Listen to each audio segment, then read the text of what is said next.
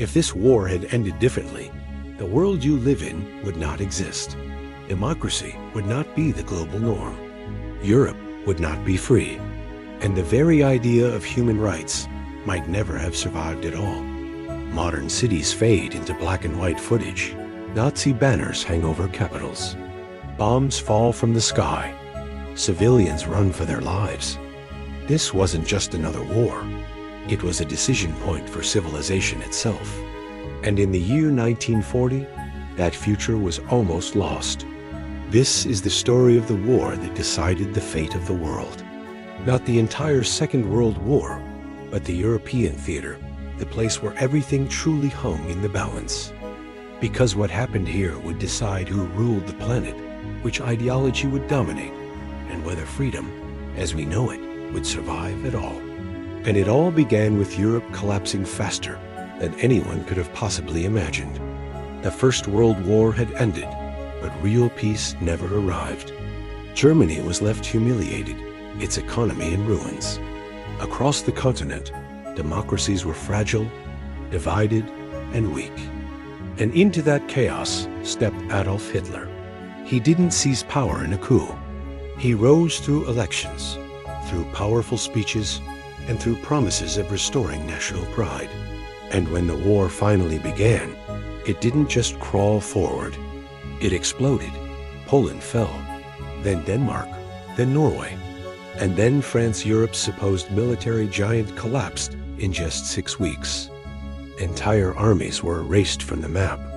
Governments fled into exile. An entire continent froze in disbelief. By the summer of 1940, Europe was on its knees, and only one nation remained standing. Britain was completely isolated, with no allies left on the continent. German forces were massed just across the Channel, their invasion plans drawn up and ready to go. So Hitler tried to break Britain from the air. Night after night, bombs fell not on military targets, but on cities, on homes, on civilians. Homes burned.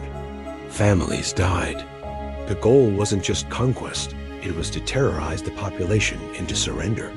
If Britain fell, there would be no Western resistance left, no base for a future liberation, no second chance for freedom in Europe. And then, Hitler made a decision that would change the course of history forever. Instead of finishing off Britain, he turned his attention east.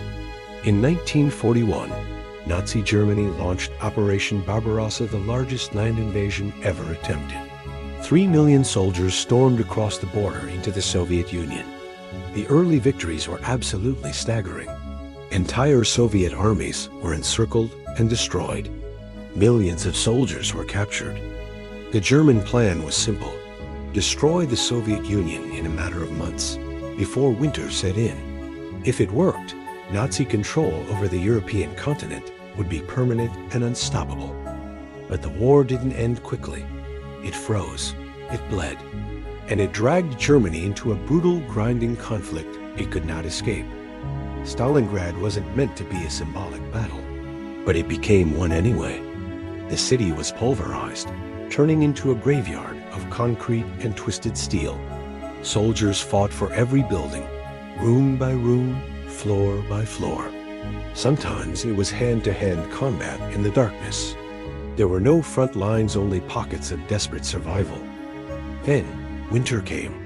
German supply lines, stretched to their breaking point, completely collapsed. The Soviet army, battle-hardened and supplied for the cold, closed in. And for the first time in the war, an entire German army was surrounded with no hope of escape. When the Sixth Army finally surrendered at Stalingrad, the myth of Nazi invincibility died with it. From that moment on, the war could continue, but it could never be won by Germany in the same way again. The tide had begun to turn. While Germany was bleeding to death in the east, the pressure was mounting in the west. Allied bombers filled the skies over German cities day and night. Italy, Germany's main ally, collapsed from within and switched sides. And just across the English Channel, something unprecedented was taking shape. An invasion force so massive that if it failed, it would mean catastrophe for the Allies. Thousands of ships, hundreds of thousands of soldiers, all aimed at one narrow, heavily defended stretch of coastline. If the landings on the beaches failed, Hitler would gain the time he desperately needed to regroup his forces. And time was the one thing he still had a chance of using to his advantage. June 6, 1944, D-Day. The landings began in pure chaos. Boats sank in the rough seas. Units were scattered and landed in the wrong places. On some beaches, like Omaha, the invasion nearly collapsed entirely under withering fire. But the line held. Through sheer grit and sacrifice, the Allies broke through the Atlantic Wall. France was liberated, and Germany was now forced into the one thing it could never win: a war on two unstoppable fronts. From the east, the Soviet war machine surged forward, relentlessly pushing toward Berlin. From the west, the Allied armies did the same. The fall of Berlin was no longer a question of if, it was only a question of when. In the spring of 1945, Berlin fell. Hitler was dead. The Nazi regime collapsed into dust. But the victory revealed something far worse than anyone had imagined: the camps, the mass graves, the cold, industrial machinery of extermination. This war was never just about conquest. It was about annihilation on a scale that defied human comprehension.